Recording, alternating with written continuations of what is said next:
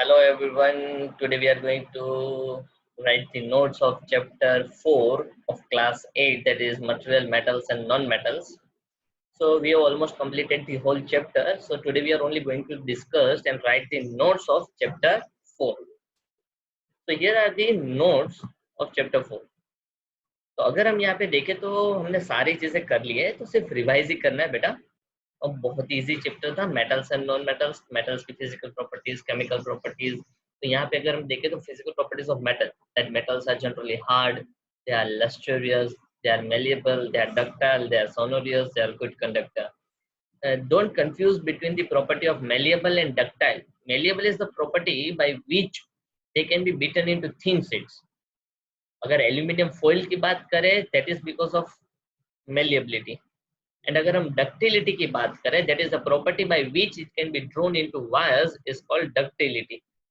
तो मतलब ये सिंपल सी चीज है कि मेलिएबिलिटी एंड डक्टिलिटी बहुत सिंपल है, बट उन दोनों में कंफ्यूज नहीं होना है कि अगर शीट्स के बारे में बात करें तो मेलिएबिलिटी, वायर्स के बारे में बात करें तो डक्टिलिटी। तो एक सिंपल सा है, जैसे हम याद रखते हैं, तो आपको हम समझा रहे हैं कि भाई drone into wires, drone into seats नहीं बोलते, बिटन इनटू सीट्स बोलते हैं। समझ में आया?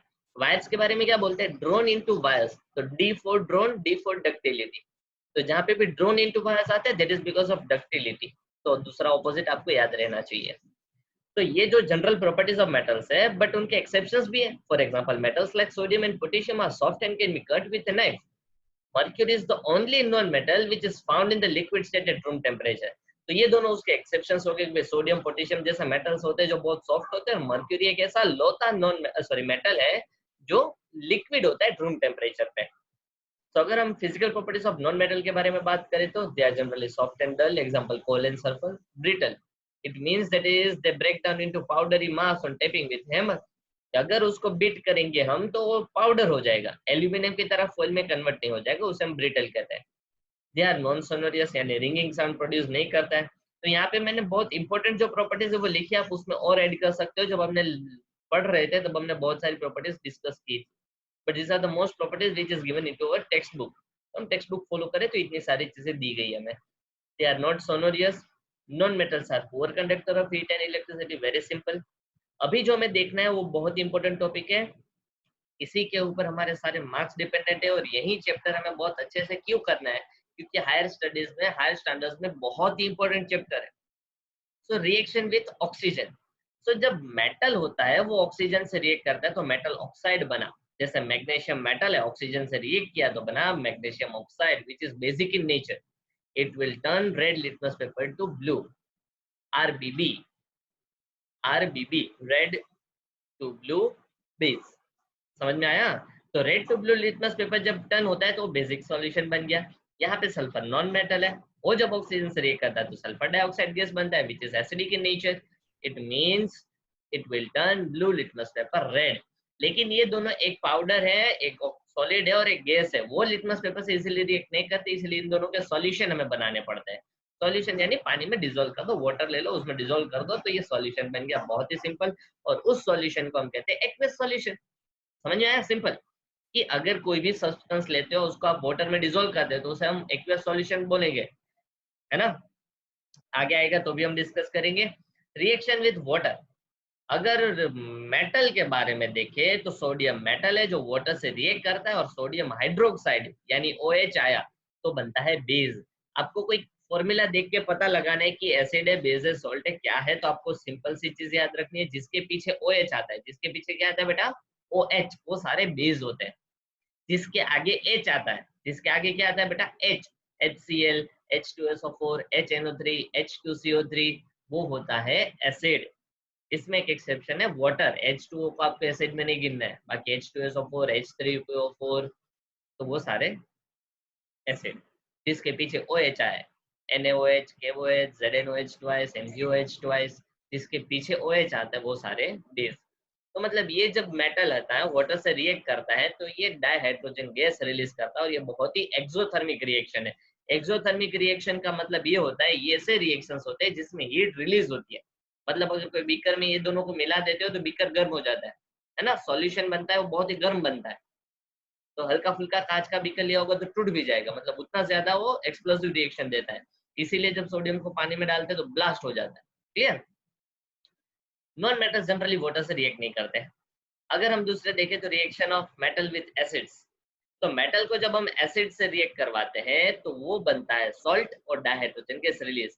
जैसे मैग्नीशियम मेटल है, उसको हमने हाइड्रोक्लोरिक एसिड से रिएक्ट करवाया तो ये बना सॉल्ट। तो भाई एसिड का तो पता चला, आगे H, बेस का पता चला कि पीछे OH, सॉल्ट कैसे पता चलेगा? इसमें देखो आगे H है, आगे तो Mg है तो मतलब H नहीं है, पीछे OH है नहीं, पीछे तो Cl है, तो मतलब ये ना तो एसिड है ना तो बेस है, तो क्या हुआ? सॉल्ट। सिंपल। तो ये मेटल सॉल्ट बना। मेटल सॉल्ट यानी ये जो भी मेटल हम रिएक्ट करवाएंगे उसी मेटल का ये सॉल्ट बनेगा। कि मैग्नीशियम डालेंगे तो ऑब्वियस मैग्नीशियम का ही सॉल्ट बनेगा और डाइहाइड्रोजन गैस रिलीज होता है। यहाँ पे है एल्यूमिनियम है, वो एल्यूमिनियम का सॉल्ट बना और डाइहाइड्रोजन गैस रिलीज हुआ। यहाँ पे ऐसा क्यों हो रहा है बेटा, तो हम आगे देख रहे हैं, लेकिन अभी एक और देख लो, क्योंकि मैग्नीशियम है वो हाइड्रोजन से ज्यादा रिएक्टिव है। मैग्नीशियम है वो हाइड्रोजन से ज्यादा रिएक्टिव है, इसीलिए मैग्नीशियम हाइड्रोजन को धक्का लगाता है और यहाँ पे मैग्नीशियम का सॉल्ट बना और डाइहाइड्रोजन गैस बेचारा बाहर निकला है। क्लियर? सिमिलरली एल्यूमिनियम ने हाइड्रोजन को धक्का लगाया। अगर हम देखें तो यहाँ पे मेटल एसिड से रिएक्ट करवा रहा है और यहाँ पे नीचे देखें तो मेटल है वो बेस से रिएक्ट कर रहा है, तो यहाँ पे भी सॉल्ट और हाइड्रोजन गैस रिलीज हो रहे हैं, यहाँ पे भी सॉल्ट और हाइड्रोजन गैस रिलीज हो रहे हैं, मतलब ऑलमोस्ट सिंपल है। लेकिन यहाँ पे जो सॉल्ट बनते हैं थोड़े बहुत कॉम्प्लेक्स सॉल्ट बनते हैं compare to the reaction of metal with acid.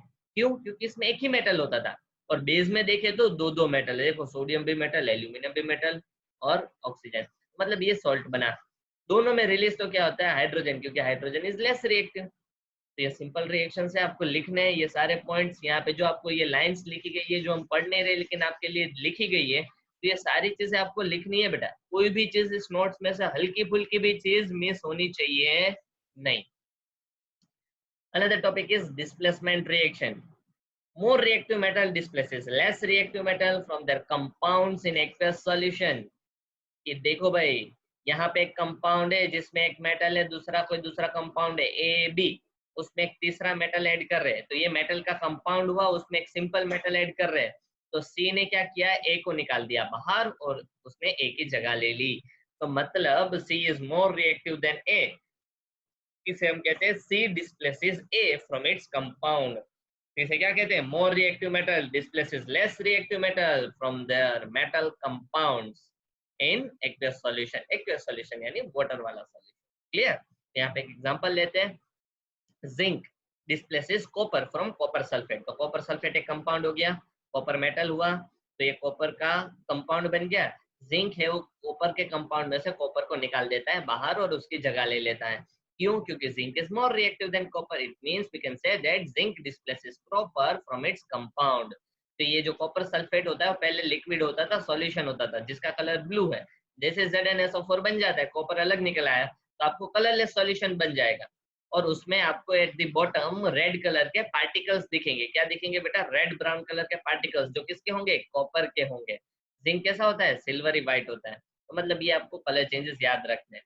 अगर हम कॉपर को जिंक सल्फेट में डाले तो कोई रिएक्शन नहीं होगा। क्यों? अभी हमने देखा ना, जिंक मोर रिएक्टिव है, तो जिंक मोर रिएक्टिव है, कॉपर लेस रिएक्टिव है, तो कॉपर जिंक को उसके कंपाउंड में से बाहर निकाल सकता नहीं है। तो ये बहुत ही सिंपल याद रखना है कि जो हाई रिएक्टिव मेटल होता है लेस रिएक्टिव मेटल को डिस्प्लेसेस करता है।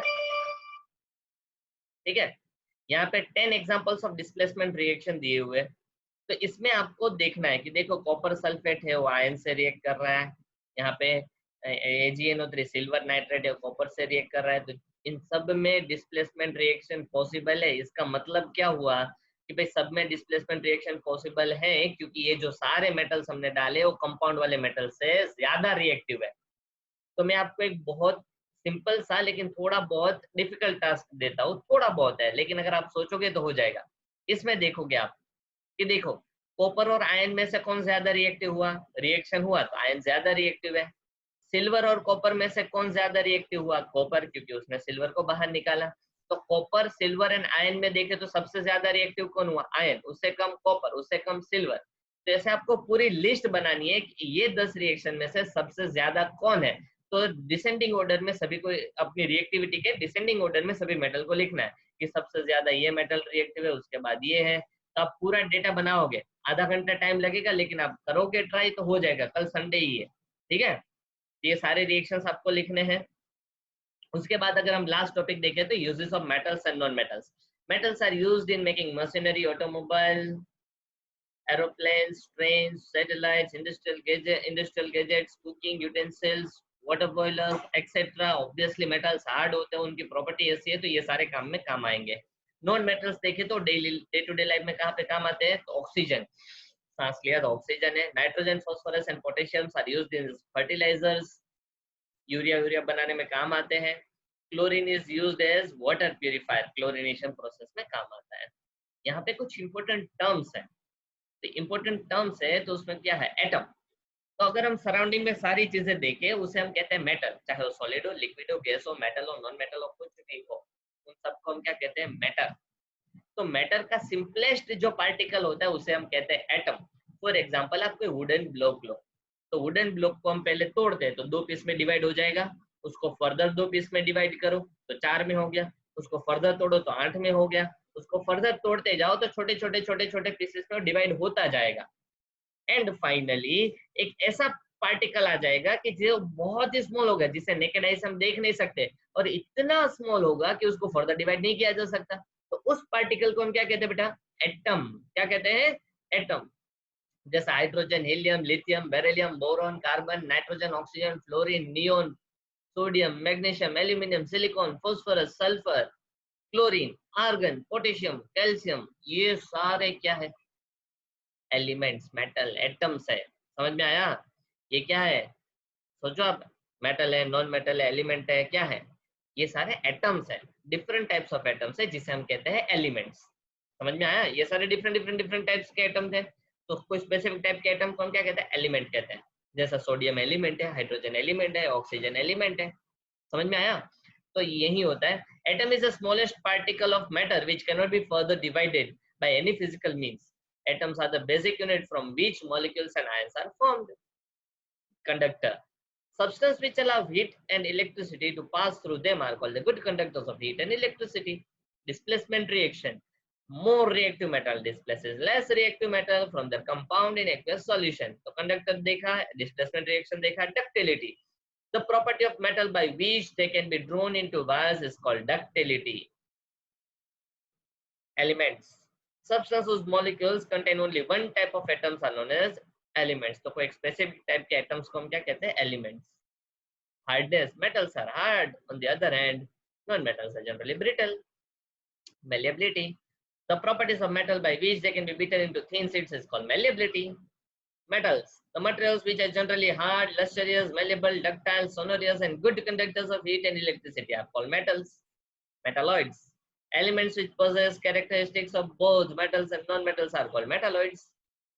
मतलब मेटल और नॉन मेटल के बीच वाले जो होते हैं वो मेटालॉइड्स, जिनके पास दोनों की प्रॉपर्टी होती है, मेटल की भी एग्जिस्ट होती है, नॉन मेटल की भी होती है। Non-metals, materials which are soft, dull in appearance, brittle, non-sonorous, and poor conductors of heat and electricity are called non-metals. Sonorous. Metals are called sonorous because they produce a specific ringing sound. Ting, ting, ting, ting, ting. That is ringing sound.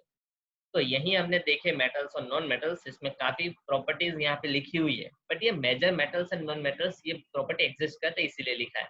कुछ exceptions भी हमने आगे देखे थे, है ना। तो यहाँ पे हमारा चैप्टर खत्म होता है। आपको ये सारे नोट्स लिखने हैं, बाकी कल संडे है तो थोड़ा होमवर्क बेटा आपके लिए आज ज्यादा है। क्या था कि एक तो ये सारे नोट्स लिखने हैं, बीच में और डिस्प्लेसमेंट रिएक्शन में आपको पूरी सीरीज बनानी है, मेटल कौन ज्यादा रिएक्टिव होता है उससे कौन लेस होता है, step by step. And the third thing is complete your exercise of chapter 4 material metals and non-metals. अगर आप एक्सरसाइज अच्छे से कर लेते हो तो वेल एंड गुड। अगर उसमें कोई डाउट है बेटा तो आप कभी भी मुझे डाउट सेंड कर सकते हो ऑन व्हाट्सएप। यहाँ पे आपको जो पीपीटी में भेजूंगा ये सिर्फ वीडियो में नहीं होगा, आपको पीपीटी पीडीएफ के फॉर्म में मैं व्हाट्सएप पे भी भेज रहा हूँ, तो उसमें भी मेरा नंबर है, तो कभी भी आप व्हाट्सएप कर सकते हो या कॉल भी कर सकते हो बेटा। Thank you.